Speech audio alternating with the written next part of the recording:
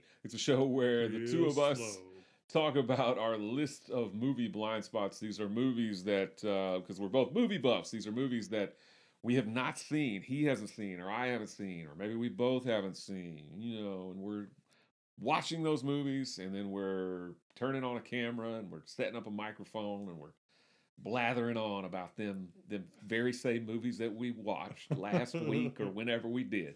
I'm Andy. And I'm Adam. Otherwise, we'd be yelling at clouds or something. That's right. I do that too, though. This week, we're going to tackle a pair of movies that I have never seen.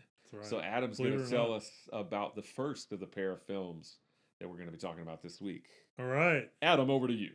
After a stint in a mental institution, former teacher Paul Slatano moves back in with his parents and tries to reconcile with his ex-wife, but things get a little bit more challenging when Pat meets a mysterious girl with problems of her own in Silver Linings Playbook.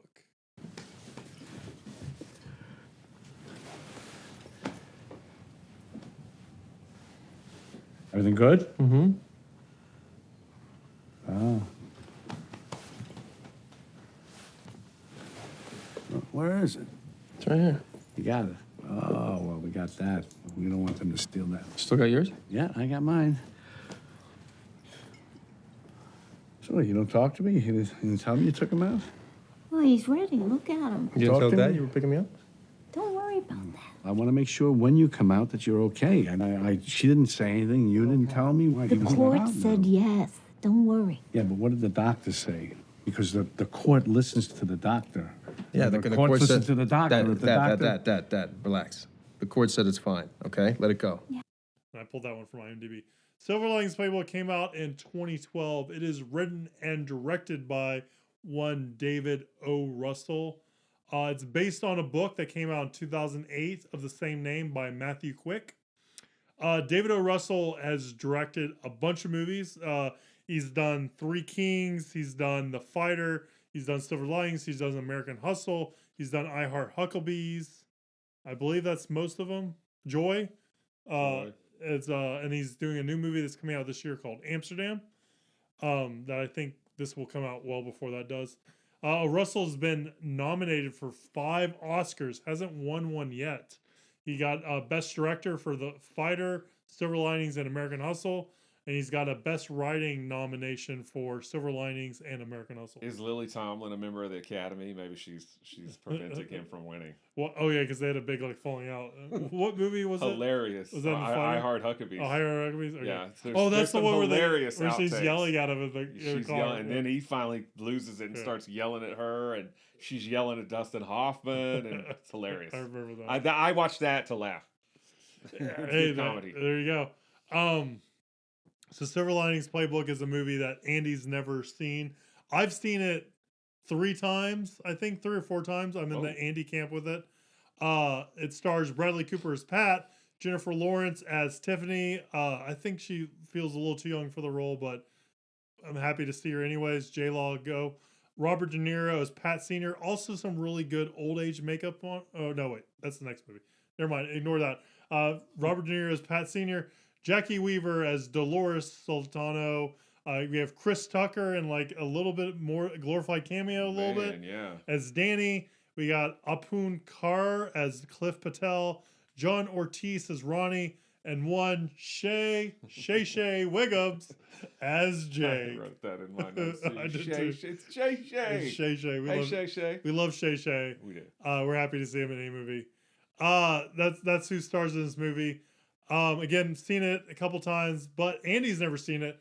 So I'm going to ask you, you've seen David O. Russell's other movies, like you've seen I Heart Hucklebees, you've seen The Fighter, you've seen that stuff. So why'd you skip Silver Linings Playbook? I don't know. You don't know? I don't know. This is just one of those periods in my life where I just wasn't watching a lot of new movies, I think, when it came out. And it wasn't that it looked bad or anything. I just was like, nah, not really interested. Yeah. Well, this one got a lot of critic juice and did a lot of award season kind of stuff. It did. I don't know what I was doing. Okay. That year, maybe I was hibernating. Maybe I was in prison. I don't know. Well, maybe. Let's not go there, Adam. So Let's not go what'd you know about Silver Linings going into it, and what'd you ultimately think about it after watching it? I didn't know anything about this movie. I mean, I knew it had Jennifer Lawrence and what's his face, Bradley Cooper. Rocket Raccoon. What's his name? Rocket Raccoon. I knew it had Bradley Cooper. I knew it had Jennifer Lawrence. I think when I started watching it, I was like, oh yeah, Robert De Niro. I forgot he was in this too. But I was surprised to see Chris Tucker. Yeah. Because I feel like I haven't seen Chris Tucker in anything. No, it's just like Rush Hour 3. Forever. Yeah. And I was so glad because he's not like over the top in this movie. Yeah.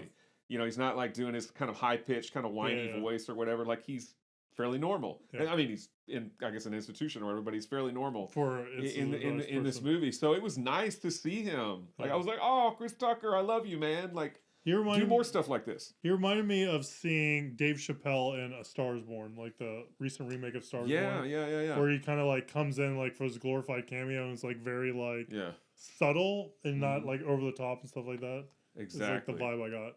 Exactly. But yeah, as you mentioned, I've seen, I think honestly, aside from this and Joy, I think I've seen David O. Russell's other movies. So for whatever reason, I had not seen either one of these two. But yeah, I didn't really know like kind of what the vibe of this movie was, but you know, kind of basing it on other David O. Russell films, because I think he likes to write and direct pretty much everything. Yes, from what I've seen, it he seems writes that, he writes script. Well, he might be adapting them. He's adapting, or he has like or he's adapting another script. Maybe hint Wednesday's episode. Yeah, stuff like that. Yeah. So I wasn't necessarily surprised to see kind of because I feel like this movie definitely is quirky. It definitely is very quirky and kind of off kilter character. So that was not really a surprise to me. But what was a big surprise to me was how much I enjoyed this movie. Oh. I really, really liked this movie, and I liked it because. So, spoiler alert: I like I Heart Huckabees. I do. I've never seen I Heart Huckabees. I like I Heart Huckabees because I don't remember like super intense details about it, but I remember it just being off the wall and weird, but again, kind of like this movie. I mean, Bradley Cooper plays a very off kilter, very damaged kind of character. Jennifer Lawrence plays a very off-kilter, damaged kind of character. They find themselves in this world. And I mean, Bradley Cooper plays a character who's not super likable, you know, and a lot, and a lot of characters in this movie maybe fall into that category or whatever. But I think it's a testament to David O. Russell's writing and the screenplay itself and the acting as well, that I genuinely did care about these characters. I like the movie. I liked its weirdness. I don't love everything about it, but I really do. I was surprised how much I enjoyed it and how much I was rooting for these characters, rooting for them to get together. And I like Jennifer Lawrence a lot. I can see why. I know she got critical acclaim for Winter's Bone, which was before this, but I can see why that trend has continued. Because I think she's a very, very solid actress. I like her character's toughness in this movie, and kind of her nonsense approach. But yeah, I mean, I dug it. If I had to pick faults with the movie, I love Shay Shay, but I don't feel like he does anything in this movie. He gets beat up. But I mean, he just kind of shows up, and I don't feel like he's super necessary, and I don't. The biggest problem with this movie is I don't like the ending. Yes. I don't like the fact that they wind up together. But I understand because it's like a big Hollywood movie or whatever. Like the studio's not going to stand for them not getting together. Like they're going to be like, no, we can't do an ending like that. But it doesn't jive with the rest of it. He's so focused on getting his ex-wife. I guess they're still married. They're just separated, right? I mean, she has a restraining order on him. Well, whatever they are, they're definitely not together. But he's so focused on getting, his wife or ex-wife or whatever back. And then, he and Jennifer Lawrence, obviously they get to know each other over the course of the movie. And sure, they become great friends and they have this connection there. But he still seems super hell-bent on getting his wife back. And then after they do the dance, he like runs down the street and catches up to her and he's like, oh, I love you. And it just doesn't ring true to me, honestly. Yeah, I think in watching it subsequent times, you'll notice that that's seeded a little bit earlier. Because when he gets the letter, he gets the letter and he's like, from Nikki. Yeah. And he reads it a couple times and he realizes, he realizes her. and then like a week at least has passed to where he's like, oh wait, I'm kind of getting over Nikki, and I'm really liking what's going on with Tiffany. So I think that's seated better, but I will say I absolutely hate the ending myself. Yeah. So I feel like we're in the minority with that, but I think Oh, I'm sure we are. I think it's troubling to me that we have two such damaged characters. And it's like, oh, they wound up happily ever after. And it's like, Yeah. no, these people are like need to work on things for them to be like happily ever after. Like maybe it's happily ever after for the next 6 months, but I'm sure he's gonna devolve back to what he was. She's gonna turn into what she was, and then it's gonna be like it, like they were before. So Yeah. for me, I also don't like the montage at the end and the voiceover about how they're all happy together and all that kind of stuff. Yeah. Like I hate that part. Yeah. And I don't know if that's the Hollywoodness of the movie or if that's from the book, but I'm with you. I absolutely It may be from the book. Yeah. I absolutely hate that part myself. That's a good point. But yeah, no, I mean, I want like I said, I want the two characters to wind up together, but to me, it's not believable. Yeah. That ending is not believable. So you said you've seen this a few times. Yes. So I don't know if that's good or bad. I mean, it seems like it'd be good, but where do you fall in this movie? So I saw this movie like a couple years after it came out. I think actually when I was living in LA is when I watched it, because I was trying to get, watch some more critically acclaimed movies, try to understand try to understand movies a little bit more. And I did not like this movie that much. I thought the characters were too unlikable for me to like. Like Bradley Cooper you have to get on board with his character. Like he's a very, rough character. And I learned later on that like that's part of the thing that I enjoy about the movie on that part. So I really didn't like it. And then Kirby really likes this movie a lot. So I've watched it with her a handful of times. And so each time I watch it, I'm like, I guess I'll watch Silver Linings Playbook. I kind of begrudgingly watch it, You but love torture. But I come back and I'm like, okay, I like that a little bit more.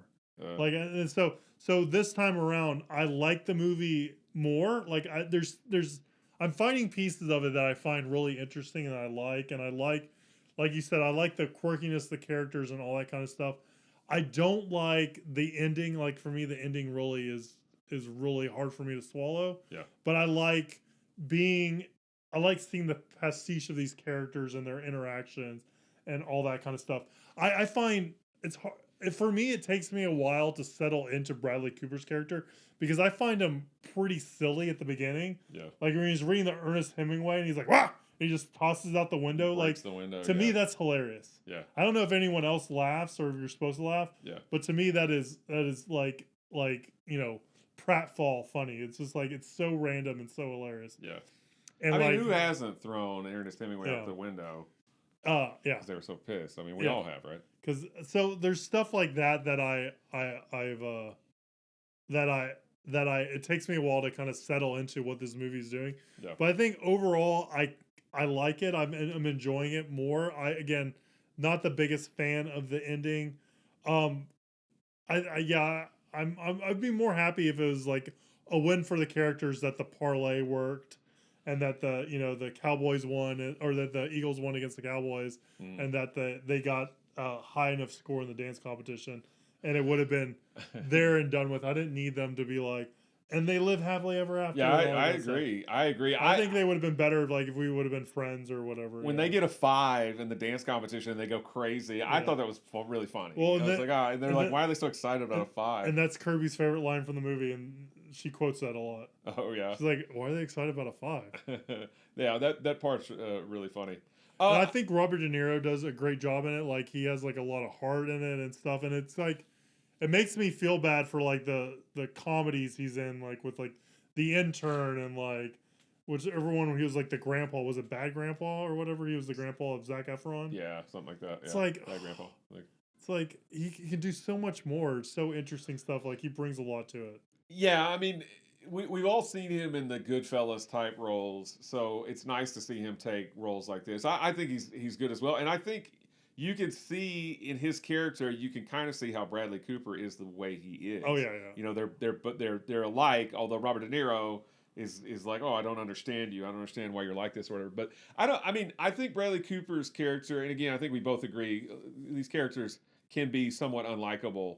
But Bradley Cooper's character, I don't mind that as much.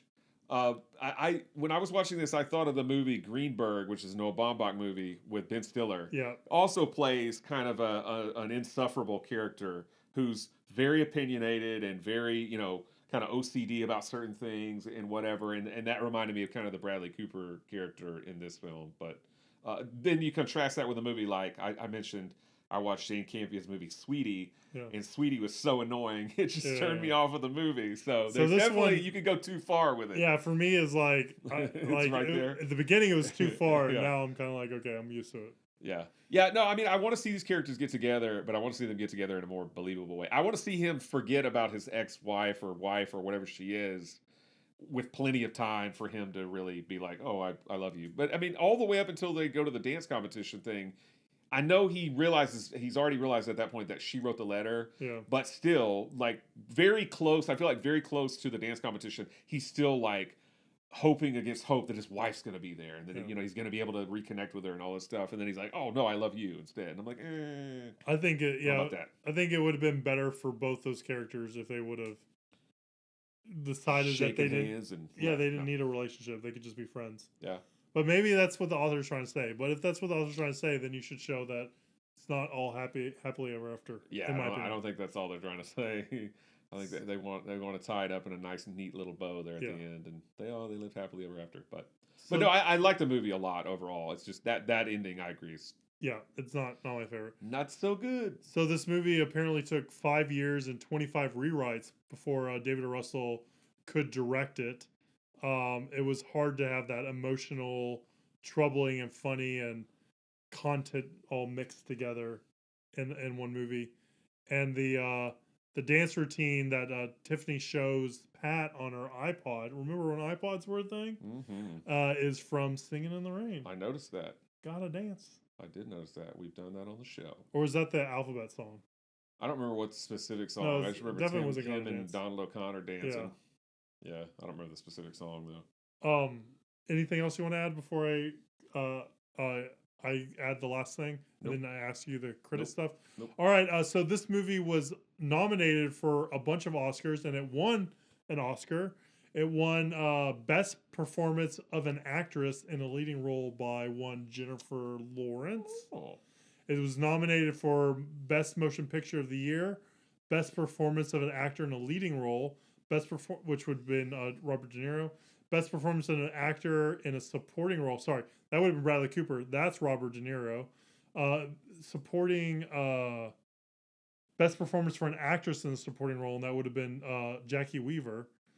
Best Achievement in Directing, Best Writing, Screenplay, and Best Achieving in Film Editing, and only won the Best Performance for an Actress. All of those. And it was one of the few movies in a long time that won like the top 5 or whatever. Got actress, actor, got supporting, for all the major acting awards. Yeah, but only Jennifer Lawrence came out a winner. Yeah, it lost Best Picture to. Was this 2012? Would that be The Artist? No, Close. Artist 2011 then. Yeah. It also starts with an A. Oh, is it Argo? It is Argo. Yep. Argo won that year. Look at that. I know stuff. Maybe a little bit. So where do the critics fall on this? So I'm glad you're favorable to this. You like it. You might watch it again. Maybe not. I think I would. I'd just be like, oh, this ending. Just turn it off before the ending. Right as the guy goes, why are they excited about a 5? Just be like, yeah, that's it. All right. The end. It's 92% fresh on Rotten Tomatoes. Pretty high. 86% audience score. Roger Ebert was able to review this before he passed away. He gave it a thumbs up. That sounds weird. Sorry, I didn't mean to say it like that. I thought he passed away in 2011, but I think he passed away in 2013. Sorry, don't. I'm not saying anything. Leonard Maltin gives it 3.5 stars. So Leonard Maltin's pretty favorable on it as well. Wow. Yeah. All right. Well, on these Monday episodes, that was Silver Linings Playbook. On these Monday episodes, we always like to talk about what we've been watching. I remember what I've been watching. Yeah. I'll go first. Yeah, go ahead. I've watched a movie that many people might not believe that I haven't seen very many times.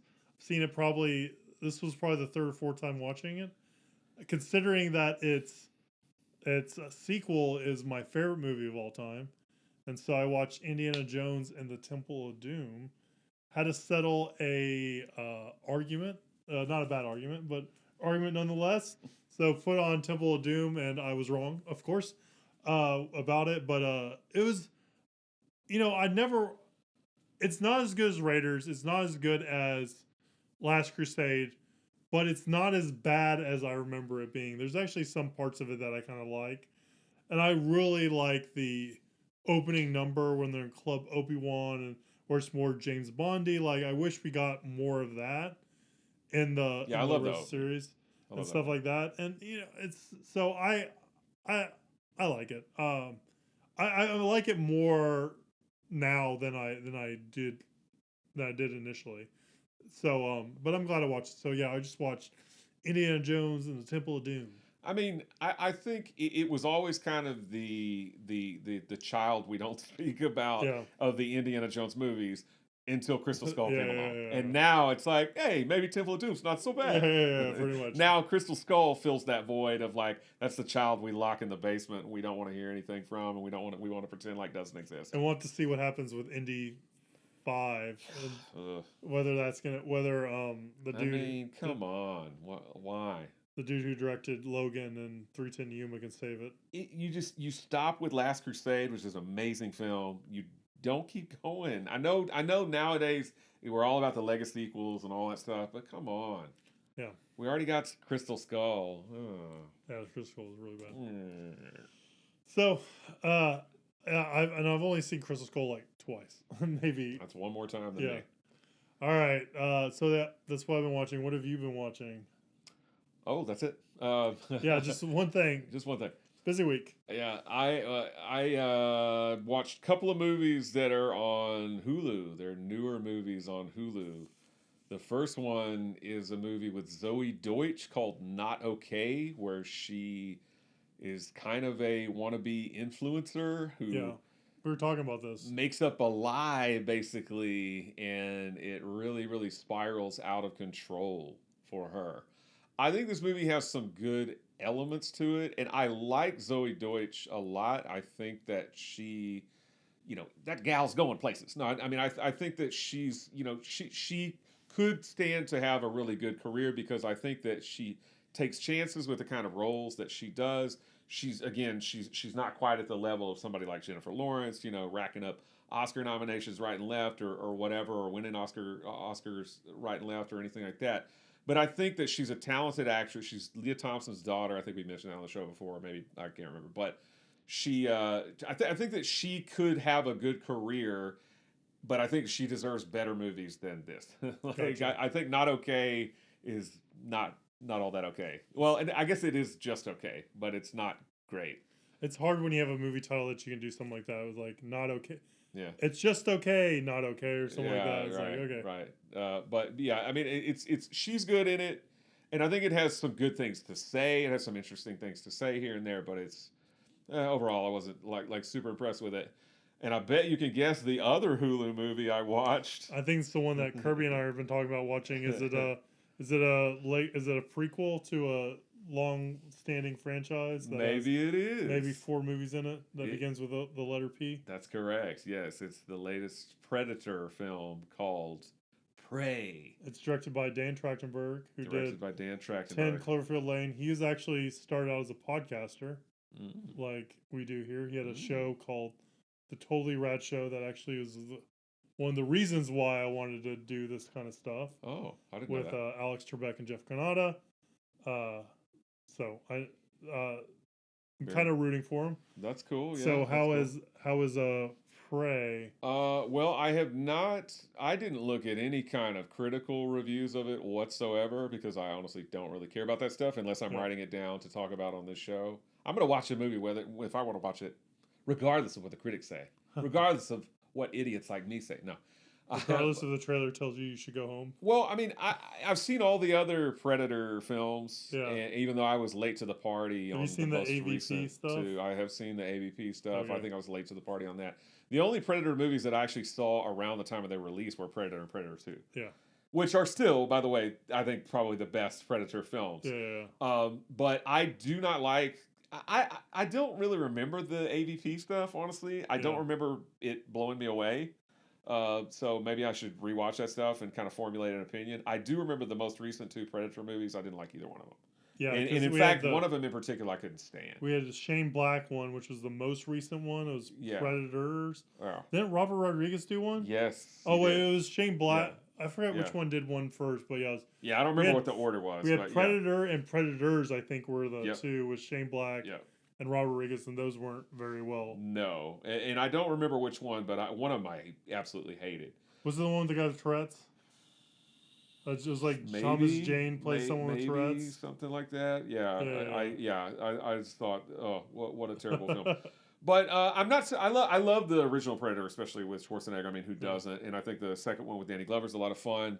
But I'm not like a mega fanboy, right? So it's not like I know, it's even among people that I consort with or that I talk to, when this new Prey movie was announced, they were like, oh brother, like, what are they doing or whatever? Like, I don't know what they were against, but I didn't really have any feelings one way or the other. But since it was new and I knew everybody would be talking about it, to jump ahead of the buzz in case I heard any spoilers or anything, I was like, I'm going to watch this. I'm going to sit down and watch this or whatever. It's not like it's super long. It doesn't take a lot. I feel like there's a big build up for not much. I liked it. I mean, long story short, I liked it. I think it's good. I think it's a return to form as far as kind of just the formula of the original Predator. They don't try and go out of their way to do anything insane that doesn't work, like a guy with Tourette's or whatever, anything like that. I mean, I feel like they kind of stick to basics. And not to say that they don't do anything new or they don't do anything fresh, but I'm not going to spoil it for you since you haven't seen it, or I mean, spoil it anyway. I mean, we don't spoil new movies on the show, but I thought it was good overall. I think the Amber Midthunder, I think is her name. She's the lead actress. I've seen her in the Legion television show, but aside from that, I haven't seen her in anything. So it's cool to see her as a kick-ass action heroine. There is the English version, and there's also the Comanche. It's a dub. So I actually started watching the Comanche dub, but I watch everything with the subtitles on. Yeah. Anyway, whether it's in a foreign language or not, because I can't hear for shit. So I have the subtitles on, and obviously if it's in the Comanche dub, I don't understand it, right? Yeah. But I have the subtitles on, and because they are speaking English and it's just dubbed over with the Comanche language, I could see their mouths saying English things, and it just was weird. So I switched over to the English. Gotcha. So I actually watched it in English, but I think it's cool to have it in Comanche. But what I wish that they would have done is shot it both ways, like shot them, even if they had to speak phonetically, because I know that they don't all speak Comanche or anything like that. They got to speak phonetically. I would have to speak phonetically German or whatever. But I think it would be cool if they did that. Yeah. But the dub to me was off-putting. Like I didn't like it. Although I feel like that lends the movie authenticity, which is a weird thing to say since it's a Predator science fiction film. But I think that would be cool. I just wish they would have done it differently. But overall, I would say I like the movie, and I won't go into any details. We could talk about it after you've seen it. All right.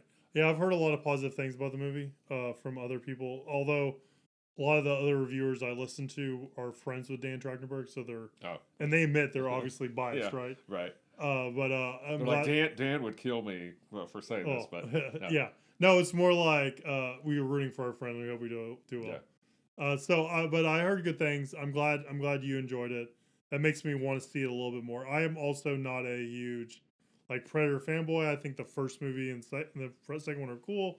I haven't seen I don't think I've seen any of the AVPs. I haven't seen any of the other sequels. No, I've seen Predators. That's the Robert Rodriguez one. Where it's like an army of people against a bunch of predators. Yeah. That's but I'm glad it's good. And I want to check it out. And I'm glad it's doing well. Yeah, Dan's been trying to do a lot of stuff. Like he had Why the Last Man for a while that he's trying to do. He had another movie called Crime of the Century that he was trying to get off the ground. So the thing that sucks about Prey, and you're gonna read this online because all people are talking about it, is when Fox had a deal with HBO that any Fox movie that came to theaters would stream on HBO Max. Disney saw this movie being what it is and didn't want any of that. So instead of putting it in theaters where it might have done really well and garnered a lot of attention for the people making the movie and the movie itself, they decided to stick it on Hulu. So that's kind of I did think that Hulu was an odd choice. that's a crappy thing that happened just because they're trying to, sometimes in Hollywood studios are like, even though I'm not going to make this, I don't want you to make it just in case it does well. Yeah. Kind of stuff like that. It's Yeah. very don't play with my toys, which sucks. So I hope that it gets Dan some traction because I think he's a talented filmmaker and I think he can do well and he probably deserves a shot. Yeah. Sour grapes. Sour grapes. And I met Dan once before, so I think he's cool. Long time ago. No, well, I will say, I mean, I guess it's doing well critically or whatever. I know the people that I have talked to that have seen it all liked it. Yeah. And I think it's going to do wonders like for Amber Midthunder's career and, probably a lot of people that are involved with it. I think it's going to go places. And I don't know, are we going to get a Predator TV show or something out of it? We're going to get more sequels, whatever. People are just saying they want to see that kind of milieu, like drop the Predator in X. Yeah, in whatever time period or whatever. Predator at Civil War, Predator at, Battles of Gettysburg. Why am I only thinking of American Civil War and stuff? Yeah. The Predator can do battle with Alexander the Great. Yeah. Something like that. Yeah. Be cool. That'd be fun. The Predator helps to build the Great Wall of China. He does. He does. And then you have the Matt Damon Great Wall movie, and the Predator just appears. Yes. Randomly and helps him fight we need a Great Wall sequel. The Magic Dragons or whatever. So that movie. I don't know. There's still. Is there a Predator musical we could do? We need Predator musical. Oh man, that would be awesome. Yeah. Hello, my baby. Hello, my darling. What does Danny Glover say in the second one? He's like, "You are one ugly motherfucker." Well, and I guess Schwarzenegger says that in the first one too. Right? Yeah. Something. Yeah. So he could sing a song about like, "I'm just an ugly motherfucker." Yeah. No one gets me. No one I'm just understands an ugly motherfucker. Reprise. Yep. Or reprise, however you want to say it. Ugly motherfucker. All right, that's enough to get us like explicit content warning on this guy. Ooh. All right, that's what we've been watching. It's Indiana Jones Temple of Doom for me. It is Prey and what was the first movie? Not Okay. Not Okay with Andy. So we watched a movie with Jennifer Lawrence and Bradley Cooper for today's episode. What, pray tell, did you pair with Silver Linings Playbook that also might have similar actors and actors? That's right. Jennifer Lawrence and Bradley Cooper have been in a couple movies together. Movies written and directed by David O. Russell. I was asking you if you've seen American Hustle. You have. So I was going down the list, and there's a movie that they were in together that I haven't seen, and you also haven't seen. So we're gonna pair that up with I think he didn't follow up Silver Linings Playbook with Joy. Maybe he did. I think he did. They're close enough together. Yeah, we're gonna follow up with the next outing of David O. Russell, and that is 2015's Joy. I remember this movie coming out, and I never watched it, and you didn't either. Me too. I remember it. So stay tuned Wednesday when we talk about Joy. Will it spark joy? We'll see. All right, guys. Well, that's everything Silver Linings Playbook and more. Let us know what you think down below if you're watching us YouTube. Do you think the ending is strange and unusual like we think it is, or do you like it because you're a romantic like we aren't? All that kind of stuff. We're curious about that. Please like and subscribe. Do all that social media stuff. We appreciate it. And like Andy said, stay tuned Wednesday when we hold the movie closely to us and we look at it and we ask ourselves, does this movie spark joy or not? And we'll tell you Wednesday. Have a good one. We'll see you soon, guys. Bye.